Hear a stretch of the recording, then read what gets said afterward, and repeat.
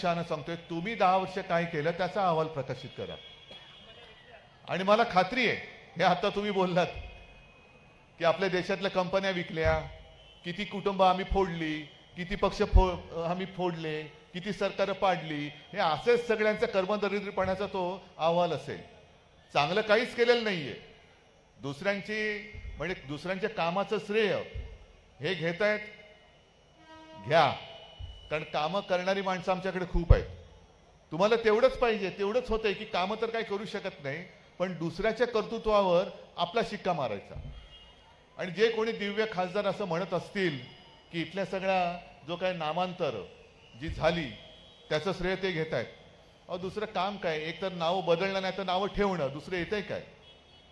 पण तुम्ही जर का हे नाव बदलण्याचं श्रेय घेत असाल तर मला त्यांना आज सुद्धा एक सांगायचं आहे की हिंमत असेल तुमच्यामध्ये तर महाराष्ट्रातून जे उद्योग तुम्ही गुजरातला नेते आहेत तुमचे मोदीजी, ते नेऊ नका म्हणून एक तरी अक्षराने त्यांना पत्र लिहा ना की मी ज्या महाराष्ट्रातून निवडून येतो, ज्या मुंबईतून मी निवडून आलो होतो, आता नाही येणार परत. कारण ज्यांनी ते पत्र लिहिले त्यांचं नाव तुम्ही सांगितलं नाही तरी लोकांना कळलंय. अगदी त्यांच्या वॉर्डातला हिरे व्यापार सुद्धा त्यांनी गुजरातला नेला. मग त्याच्याबद्दल पत्र का नाही लिहित? मी अनेकदा सांगितलेलं आहे की गुजरातची आमचं काहीच भांडण नाही. गुजराती माता भगिनी बांधव सगळे येतात. मी वारंवार का सांगतोय, कारण कुठेही कोणाचा गैरसमज होता कामा नये. आपलं उद्या सरकार आल्यानंतर, इंडिया आघाडीचं सरकार केंद्रात आल्यानंतर गुजरातच्या हक्काचं असेल ते आपण जरूर देऊ. तिकडे आम्ही काही द्वेषभावना करणार नाही. पण गुजरातला समर्थन करताना तुम्ही महाराष्ट्राचे लचके का तोडताय?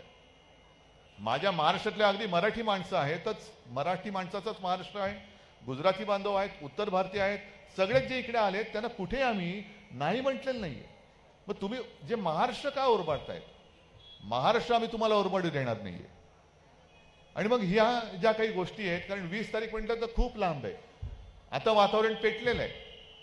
या सगळ्या काळामध्ये एक तर परीक्षा असणार आहेत. आणि आजच मी वृत्तपत्रात बातमी वाचली की निवडणुकीच्या कामाला महापालिकेचे काही आरोग्य कर्मचारी असतात त्यांनी नेमलेत. म्हणजे आरोग्याच्या सेवेच्या आधी जी काही वाट लागली ती लागले, त्याच्यात आता हे कर्मचारी त्यांची कामं सोडून त्या कामामध्ये लावत आहेत. मग निवडणूक ही कोणाची आहे, कोणासाठी करताय? एकूण जे काय वातावरण पेटलेलं आहे ते थोडंसं शांत व्हावं म्हणून त्यांनी निवडणुकीचा कालावधी महाराष्ट्रात लांबवलाय की काय असं मला वाटायला लागले. कारण काल परवाकडेच ते जे निवडणूक रोख्यांचं जे भांड त्यांचं फुटलं, बिंग फुटलं. प्रचंड पैसा, हजारो कोटी रुपये भारतीय जनता पक्षाने कमवले. म्हणजे राहुल गांधी एक बरोबर बोललेत की जसं पूर्वी तुम्हाला माहिती आहे एक जमाना असा होता की कोणी मारुती 1000 घेतली तर त्याला लगेच फोन यायचा खंडणीसाठी, यायचा ना. तसं आता हे सगळे सरकारी यंत्रणांचे भाई झालेत. कोणत्या कंपन्या असतील, कोणी काय कमवलं काही भाई त्यांना फोन करतात, ऑफिस में आ जाओ. त्यांच्यावरती धाडी टाकतात, त्यांना त्यांच्या चौकशा करतात, त्यांना बदनाम करून टाकतात. आणि मग सगळी सेटलमेंट झाली का चौकशा बंद. जे राहुल गांधी बोललेत की तुम्ही सरकारी यंत्रणांचा वापर करून खंडण्या वसूल केल्यात, ह्या खंडण्या नाही तर म्हणायचं काय त्याला? काय काय कंपन्या तर अशा आहेत की त्यांच्यावरती धाडी टाकल्या गेल्या आणि मग ताबडतोब निवडणूक रोखे हे त्या कंपनीने खरेदी केले आणि भरघोस देणगी यांना दिली आणि ती दिल्यानंतर चौकशा बंद. म्हणजे छापे टाकायचे आणि काटे काढायचे, असं त्यांचं सगळं धोरण आहे.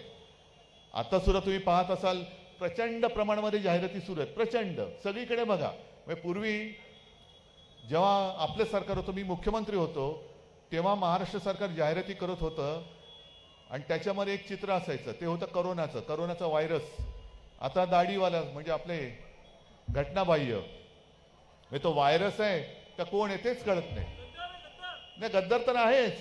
उलट बरं आहे की लोकांना अनेक वर्ष लक्षात राहील की हाच तो गद्दार आहे आणि शिवसेना संपवण्याचा प्रयत्न केला.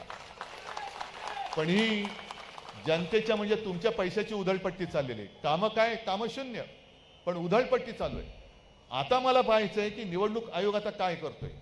कारण 31 मार्च पर्यंत जे मी पेपरमध्ये वाचलं, तुम्ही वाचता तेच पेपर मी वाचतो, साधारणतः 85 कोटी रुपये यांनी आधीच जाहिरातीसाठी देऊन टाकलेले आहेत.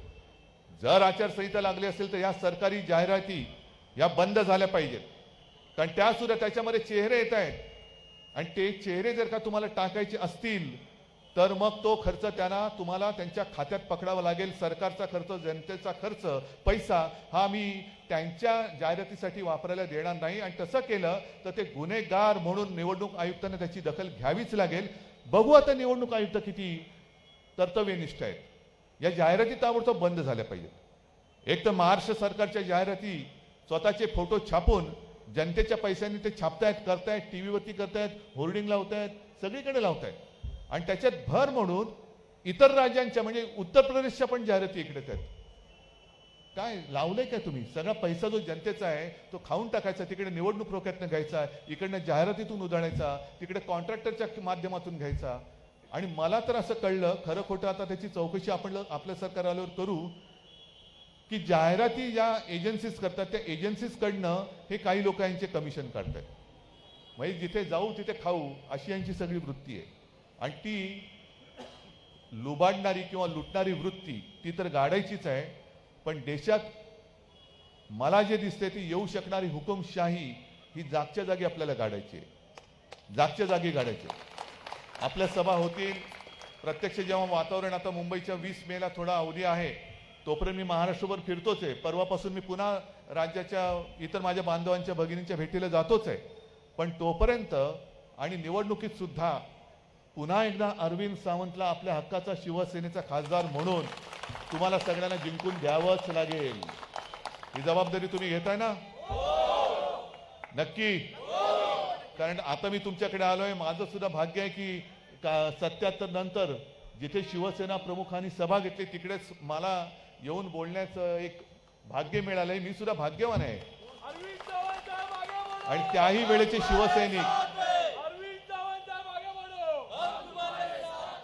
वेळेचे शिवसैनिक हे आज देखील माझ्यासोबत आहेत. आणि जसं मी सुरुवातीला म्हटलं तशा नवीन पिढीतले भावी शिवसैनिक सुद्धा माझ्या समोर आहेत.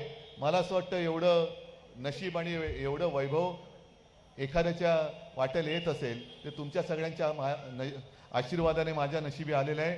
हेच प्रेम, हेच आशीर्वाद असेच कायम ठेवा. सगळ्यांना शुभेच्छा देतो. जय हिंद, जय महाराष्ट्र.